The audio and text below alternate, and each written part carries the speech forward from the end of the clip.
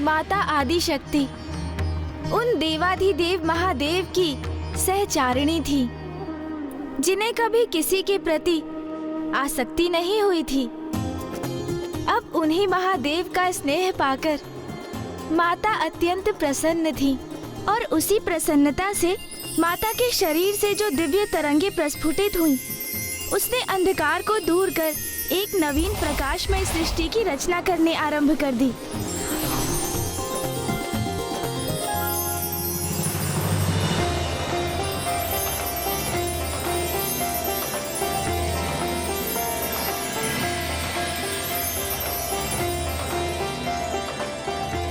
समस्त गण, गंधर्व, देवता आदि का सम्मान पाकर माता की प्रसन्नता सरल हास्य के रूप में फूट पड़ती थी। माता के उसी आनंद ने अनेकों सुंदर रंगों में रंग दिया था कैलाश को।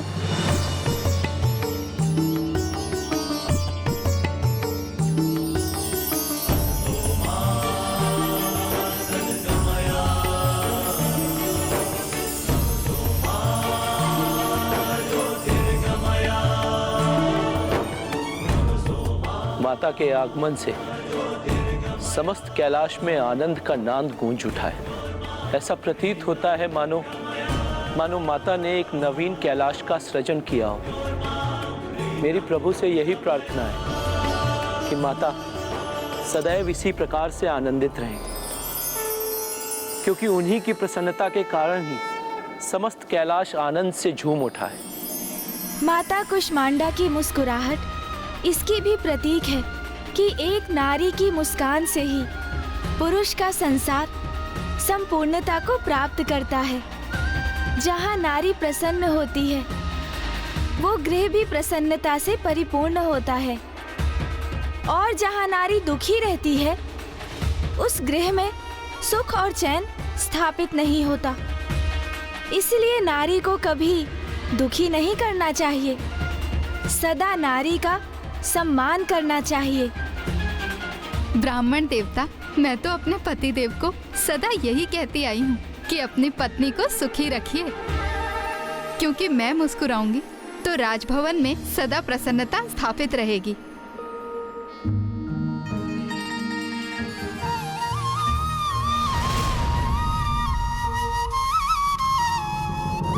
ये कैसी विचित्र विडंबना है कि जिनकी मुस्कुराहट से सृष्टि उजागर हुई, आज उन्हीं माता आदिशक्ति की मुस्कान उनसे छिन चुकी है, और ये सब महाराज देवोदास के कारण हुआ है।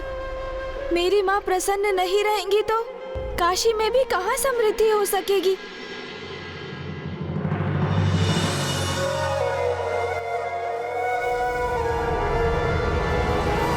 और ये भी कहा जाता है कि जहाँ नारी की पूजा होती है, देवता भी वहीं वास करते हैं। और सत्य तो ये भी है कि नारी ही संसार की शक्ति है। सूर्य ब्रह्मांड की आत्मा है और सूर्य की शक्ति है माता कुष्मांडा।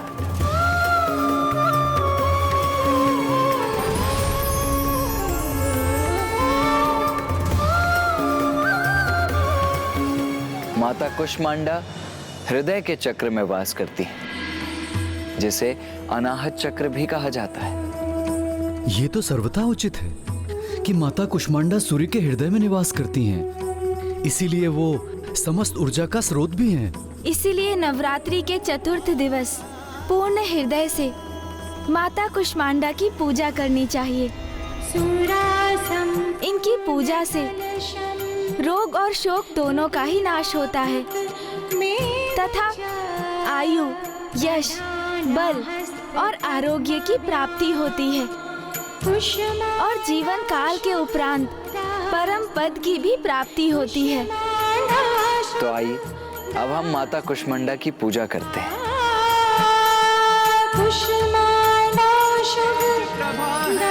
हे माता कुष्मांडा, इस ब्रह्मांड की रचना तुझसे सूर्य की उष्मा है। माँ तुझसे सूर्य की उष्मा है, माँ तुझसे सूर्य की उष्मा। यदि मुझे यहाँ राज्य करना है तो आपको यहाँ से प्रस्थान करना होगा।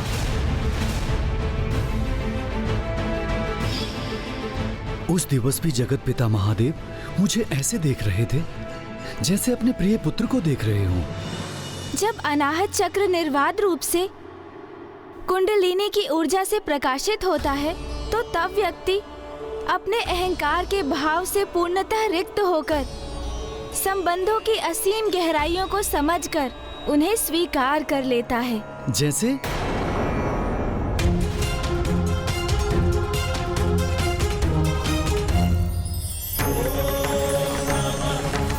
जैसे महादेव केवल ईश्वर ही नहीं, जगत पिता है। वो अहंकार से सर्वथा परे हैं। सभी चराचर जीव उनकी संतानें हैं। यदि उनकी संतान महादेव से कुछ मांग ले तो स्वयं अपार कष्ट सहकर भी वो अपनी संतान को कभी निराश नहीं करते। महादेव, महादेव! प्रतीत होता है कि अनाहत चक्र के प्रकाशित होने से आपको भी इस सत्य का स्वतः आभास हो ही गया कि वो महादेव ही तो है, जगत पिता।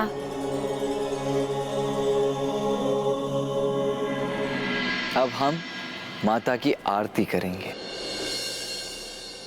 मुख पर अद्भुत तेज प्रभा है, हे माता कूष्मांडा। इस ब्रह्मांड की रचना तुझसे, तुझसे सूर्य की उष्मा है माँ, तुझसे सूर्य की उष्मा है माँ, तुझसे सूर्य की उष्मा। महाराज, माता, कल नवरात्रि का पंचम दिवस है और कल हम माता के पंचम स्वरूप स्कंद माता की कथा सुनेंगे।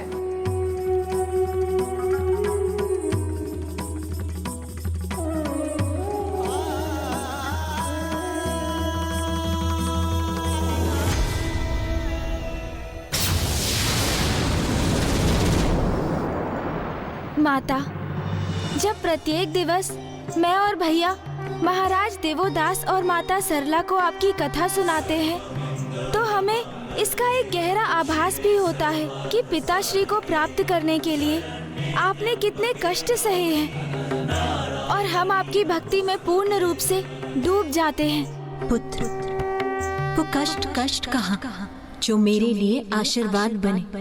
तब से मुझे महादेव का सानिध्य प्राप्त हुआ और उनसे विवाह के उपरांत कैलाश मेरा निवास बना। और पुत्र, कल तुम एक ऐसी कथा कहने जा रहे हैं जो मेरे हृदय के अत्यंत निकट है, मुझे अत्यंत प्रिय है। मेरे मातृत्व के सुख को प्राप्त करने की कथा, जब मुझे कार्तिकेय पुत्र रूप में प्राप्त हुआ।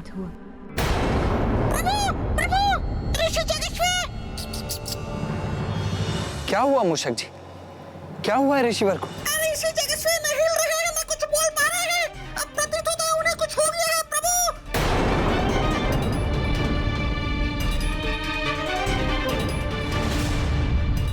जाओ पुत्र, वहां जाकर अपना कर्तव्य निभाओ।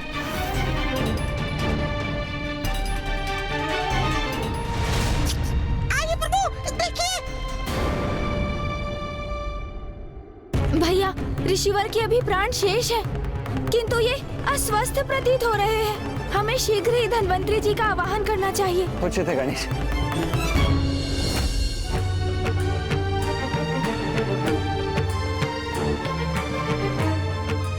मैं इनके मुख में एक औषधि डालता हूँ। किंतु धन्वंतरी जी, ऋषिवर तो कुछ भी ग्रहण नहीं करेंगे। उन्होंने निर्जल और निराहार रहने का संकल्प लिया है। उस अवस्था में मैं लेप लगाकर इनका उपचार करने का प्रयास करता हूँ।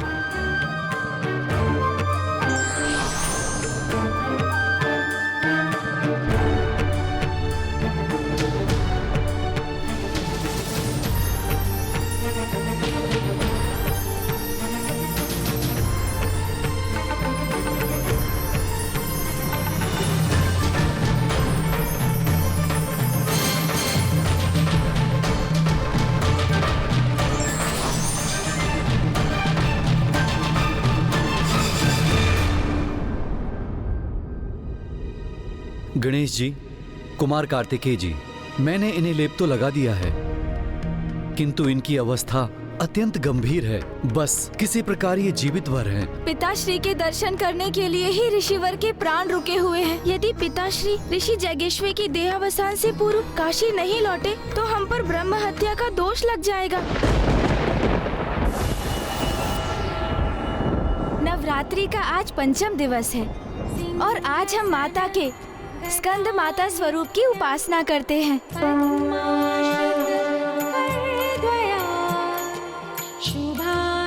इस स्वरूप में माता पार्वती की गोद में भैया कार्तिकेय,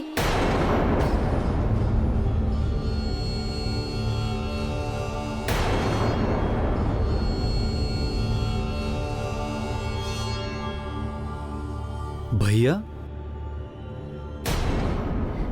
महाराज, मेरा अर्थ था कुमार कार्तिकेय अर्थात गणेश जी के बड़े भैया। वो माता पार्वती की गोद में रहते हैं।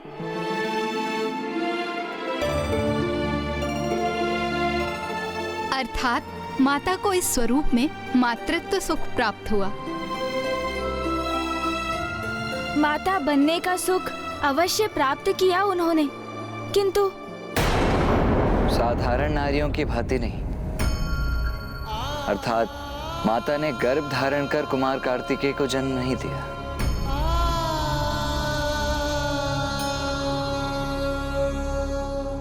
किंतु ये भी तो माँ की ही लीला थी। एक और माता पार्वती और महादेव का विवाह संपन्न हो चुका था और अब माता अत्यंत प्रसन्नता से गृहस्थीन का जीवन व्यतीत कर रही थी। उन्हें सभी सुख प्राप्त थे, किंतु संतान प्राप्ति की कामना तो अभी भी थी उन्हें। स्वामी, माता की पूर्णता तो संतान से होती है। मुझे संतान का वरदान दे स्वामी। तथास्तु।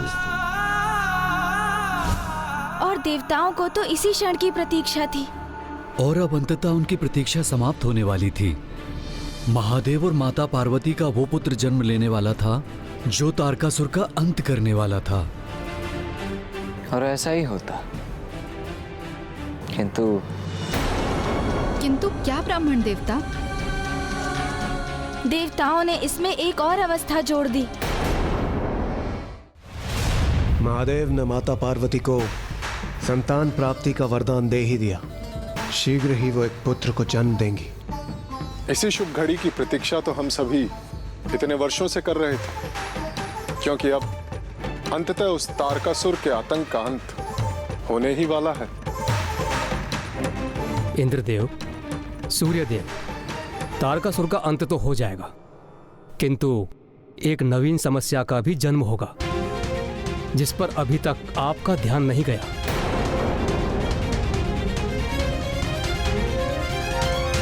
समस्या? कैसी समस्या अग्निदेव? महादेव अतुलनीय बल के सागर हैं और माता आदिशक्ति समस्त ब्रह्मांड में व्याप्त शक्ति की प्रतीक हैं। स्वयं प्रकृति हैं वो। महादेव और माता दोनों अनंत अपार हैं। उनके संयोग से उत्पन्न पुत्र महावीर और महायोद्धा होंगे, जिनकी शक्ति का अनुमान लगाना भी कठिन है। और उनकी अपार शक्ति यदि स्वर्ग पर लक्षित हुई तो कहीं मेरा पद ही मुझसे न छिन जाए।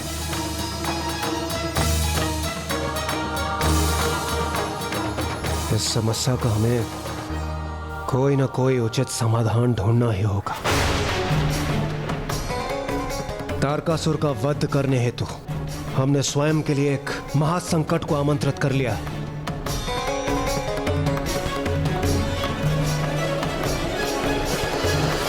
देवराज, अब इसका मात्र एक ही उपाय शेष है।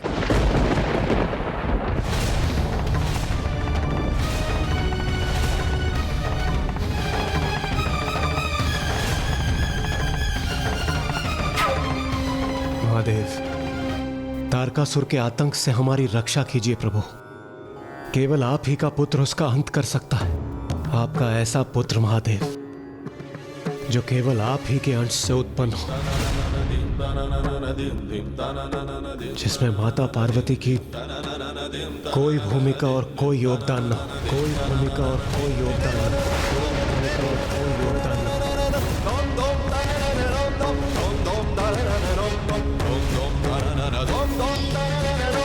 हो। स्वामी, माता की पूर्णता तो संतान से होती है।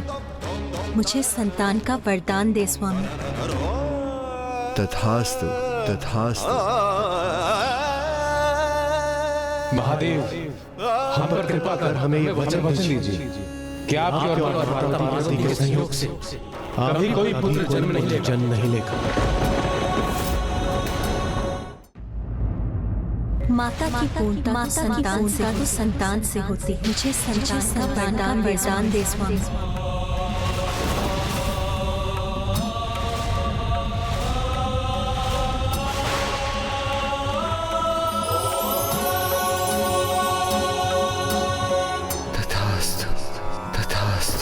जब माता पार्वती को ज्ञात हुआ कि महादेव ने देवताओं को क्या वचन दिया है, तो वो अत्यंत कुपित हुई।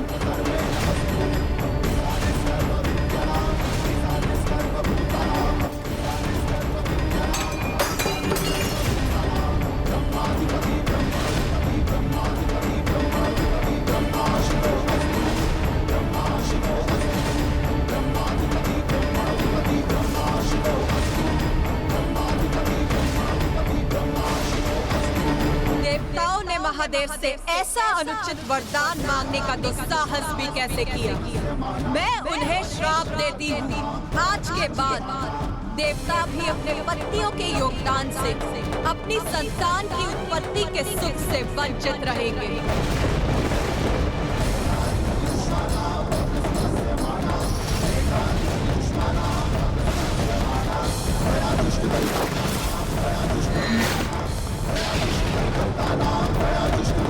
जब महादेव को ज्ञात था ब्राह्मण देवता कि माता पार्वती संतान प्राप्ति को लेकर अत्यंत उत्साहित थी, तो उन्होंने देवताओं को ऐसा वरदान क्यों दे दिया?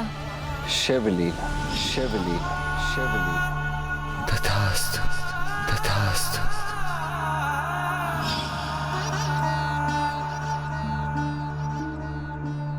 ना कुछ उनकी इच्छा के बिना हुआ है और ना कुछ उनकी इच्छा के बिना होगा।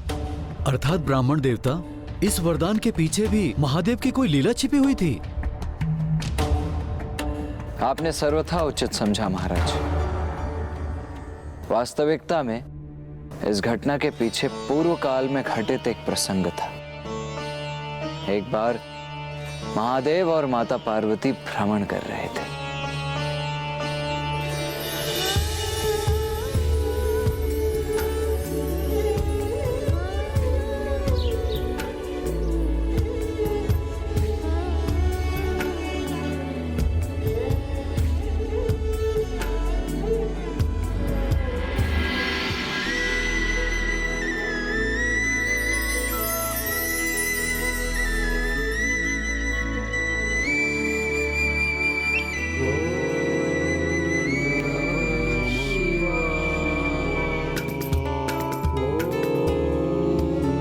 स्वामी, इस सघन वन में कौन आपकी प्रार्थना कर रहा है? संकादिक ऋषि।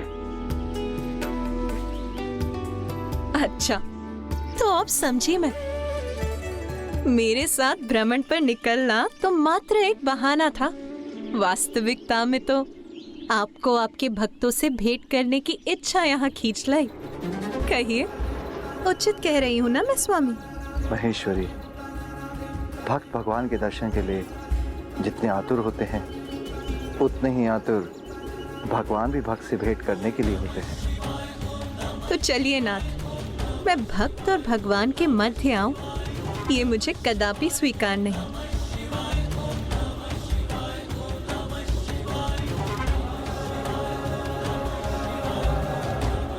ओम नमः शिवाय।